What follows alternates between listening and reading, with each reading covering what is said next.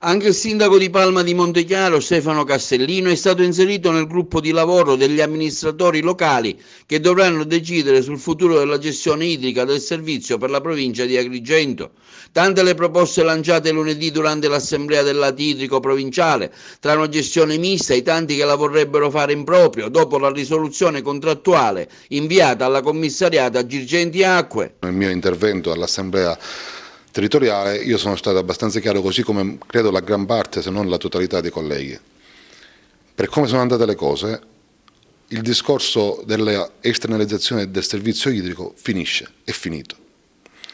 Evito di dare giudizi sull'accaduto perché non servono a nessuno. Chiaramente io sono il sindaco di una comunità disobbediente, noi non abbiamo consegnato le reti mai e non lo faremo mai, questo a scanso di equivoci, ma oggi il quadro è molto mutato, molto mutato. Ripeto, non entro in dinamiche di vicende giudiziarie che non mi interessano e non mi appartengono, io amministro la mia comunità.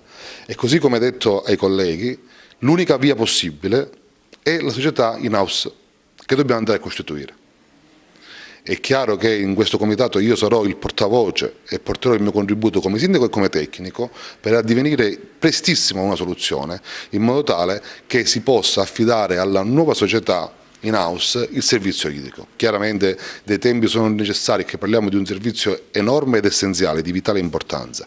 Nel frattempo noi comuni disobbedienti, siamo 15-16, continueremo a gestirci in house non avendo più nessun gestore al quale consegnare le reti.